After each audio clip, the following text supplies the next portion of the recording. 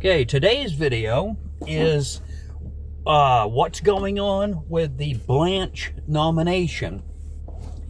And we've been hearing on the news, I think it started yesterday sometime, that Trump is considering on forgetting the nomination altogether right now and picking it up in January when, I can't remember their names, Tillis and the other guy, can't think of his name, Cornyn, was that his name? These two senators are blocking the nomination.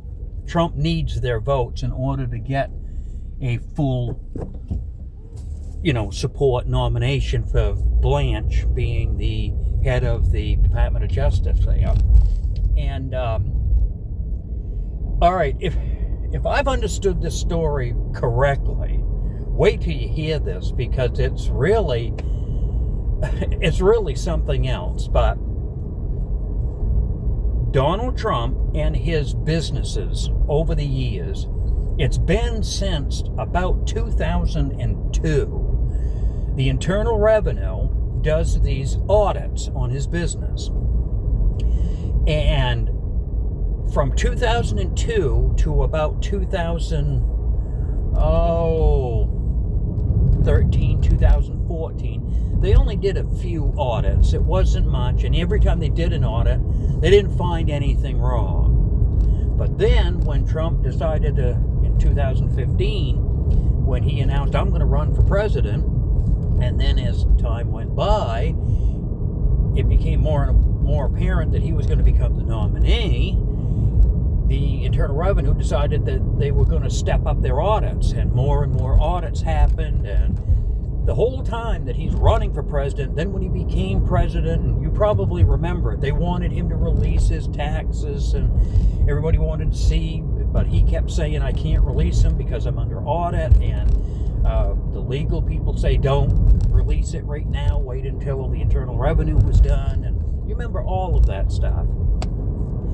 And it just got really intense for Trump and his businesses that he had. Okay, I mean, there was discrepancies there was questions, there was all kinds of things the Internal Revenue wanted to know, and that's why Trump was getting audited.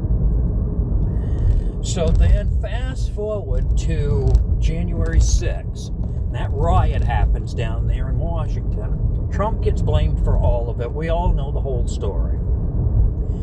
And there's a whole bunch of people that got arrested and put into jail. They had to go through the legal system, all kinds of stuff. And in Trump's opinion, and people that support Trump, we all believe that there was a lot of people that didn't do anything wrong that day, and yet they got arrested, they got thrown into jail. Some of them were left in jail for a really long time before they even went to court, if they went to court. So then, when Donald Trump got reelected, a lot of those people who had been in jail for quite a long time, he released them. Remember that when he first became president, after he won from Biden? And, in that process, something happened with one of the audits that was happening with Trump. And Trump was able to prove in a court of law that the Internal Revenue had done something to him, whatever it was that they did, and it was wrong, and the Internal Revenue was found to be in the wrong, as far as the courts were concerned, and Trump won the case. And in order to make a deal with the Internal Revenue, he had sued them for billions of dollars. But when everything got said and done, instead of getting $1 billion or $10 billion or whatever the heck it was from the Internal Revenue, Trump said, well, why don't we make a deal? You know how Trump's always making deals. And he basically said, let's make an agreement that, one, you're going to leave me and my business and my family alone and stop these unnecessary audits. You've been doing too much of it. You know everything about my businesses. There's nothing left there for you to investigate. because you have found nothing wrong. All of my stuff has been legit and above the table. There hasn't been anything crooked. So make an agreement that you're going to leave me and my family alone. Number one, that's one part of the deal. And the second part of the deal is there are people that need help with the finances paying for their legal fees pertaining to January 6th, and anybody else that somehow got wronged by the United States government. And you have what is called a judgment fund. The government has, for their own protection, basically this account that nobody keeps track of. They can't tell you how much money's been put into it. They can't tell you how much has been taken out of it. It's just an account so that, for example, if the government is found at fault in any kind of legal case and has to pay a fine, money basically can just appear in this account and then pay the fine. And that's what the account's for. So Trump said, where you have this account and you can put any amount of money in there that you want and no one has to answer for it, why not put money in there that these people, like the victims of the January 6th, people who got convicted on crimes that they either didn't commit or crimes that were so tiny that they should have been misdemeanors, but they weren't. They were made felonies. And these people were thrown into jail and all this other stuff, and they needed to have legal counsel, but they didn't have the money. He says, well, why don't we put money into that account, that judgment fund that you guys use there in Congress to protect the government? Let's protect these victims that you guys put into jail. All right, and they came to an agreement, and voila. That was the agreement. They agreed that they would help some of these people pay their legal fees. They agreed that they were going to lay off the Trump family and the Trump businesses on the audits. And that was the agreement. And instead of the Internal Revenue having to pay the Trump family $10 billion in fines, this agreement was made. And everything's all wonderful and good, and life goes on. So, of course, there's a lot of people that are all upset about it because they're like, well, how can Trump set up a deal so that he never gets audited again and all this other stuff? And that's where, like, for example, I was watching the news this morning, and they never mentioned any of this stuff, any of the dealings of it. All they said was Trump set up a deal here a while back with the Internal Revenue, and now they're exempt from being, Trump and his businesses are exempt from being audited by the IRS forever and ever, and nothing will ever happen again. And that's not quite what was in the deal. The agreement was that the Internal Revenue would back off, but should anything happen in a Trump business that's a red flag that says it needs to be investigated, then the Internal Revenue most certainly can. He isn't totally and completely exempt from everything. And the news didn't clarify that. Well, anyways, without getting too deep into that part of the story, now you have this guy, Blanche, that Trump nominated and wants to run the Department of Justice. But there are two senators. One is Tillis and one is, I can't remember his name, Cornyn or something like that. I hope I'm remembering his name right. But I'm just going to refer to him as the two congressmen that oppose Trump's deal that he made with the Internal Revenue, and it was settled in court too. They totally disagree with it, but what they want from Trump is for him to basically make an agreement to promise never ever to try to have money put into that judgment account to help people like the January 6th people who got wrongly arrested. They don't want Trump doing anything like that and providing any kind of service like that for those people who got unjustly arrested and haul through the court systems. They don't want that, and they don't want Trump having any kind of special treatment from the Internal Revenue when it comes to audits. And this is what it sounds like when you listen to CBS News, that Trump gets into the presidency and then he decides to use his power as the president to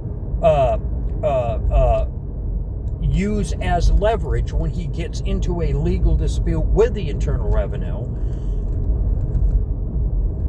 because he wound up winning and the Internal Revenue was going to have to pay Trump and his whole family $10 billion because they were found in the wrong.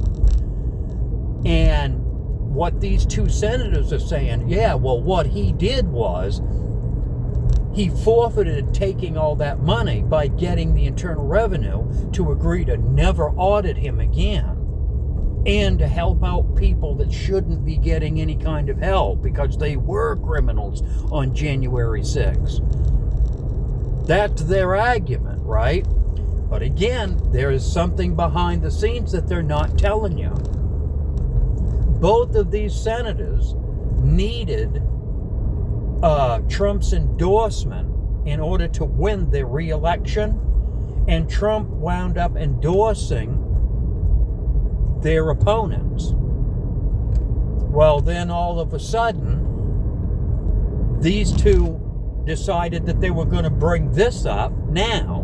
One of them has decided that they're not going to run for re-election anyways, and the other one isn't running for re-election because when they did, they lost because Trump gave their opponent.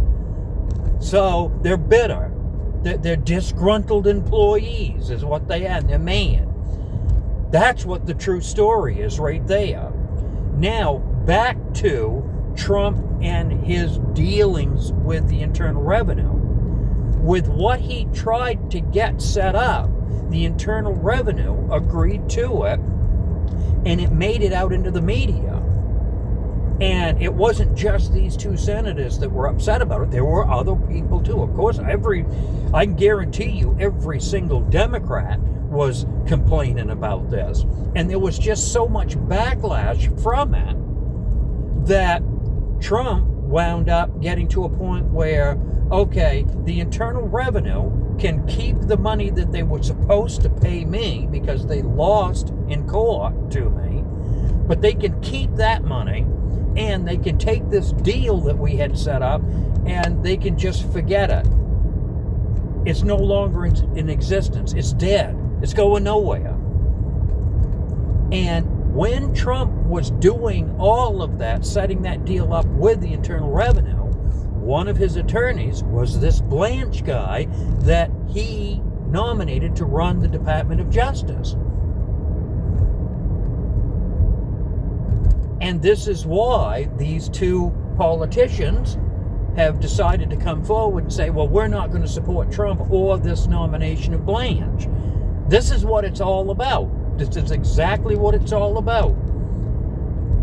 Trump was never going to fully get that deal anyways, because when it got finalized between him and the IRS, there was so much backlash that Trump eventually said, and so did Blanche, okay, we're going to drop that deal. Everybody's all upset about it. They don't want us to have it. Okay, we're not going to have it.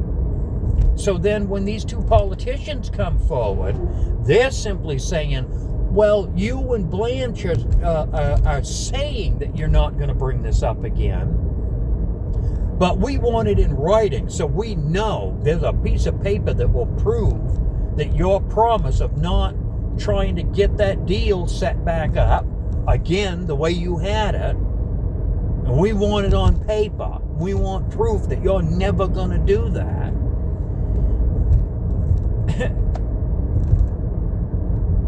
If you really dig into this, the backlash that Trump and this Blanche got, whenever it was so bad that they made their determination back then that well, we could try to reopen this and re-get this deal going, but if we do, we're just going to have that same kind of backlash. So in my opinion, with everything that I saw surrounding this whole story, the whole thing, it is just what Trump and Blanche are saying. It's dead. It's dead in the water and sinking like the Titanic. And it's never going to be able to be revived again, even if we wanted it to. The backlash is so bad that, you've got to have the people's support in order to have something like this.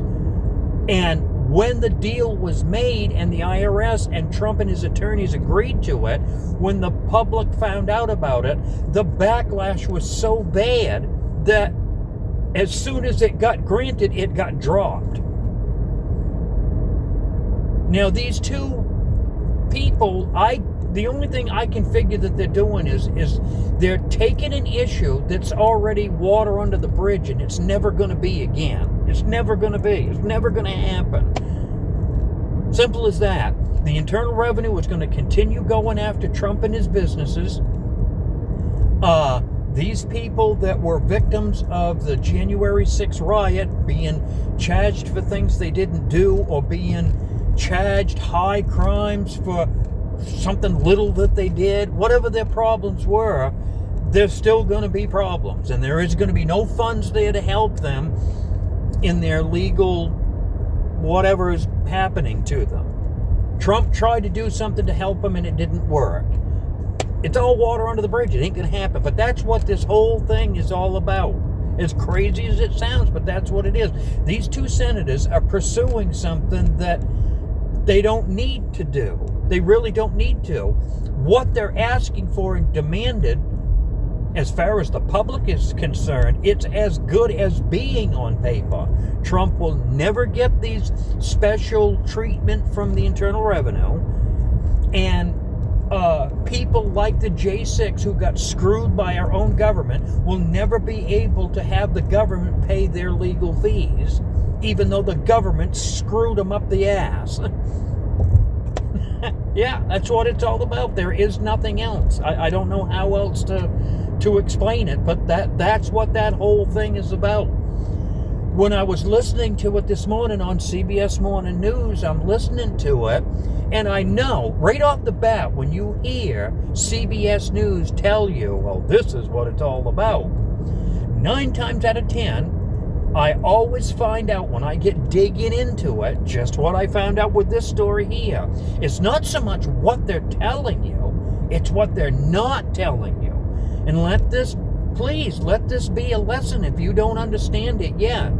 This is what mainstream media will do. They'll take a story that really is nothing. It's nothing.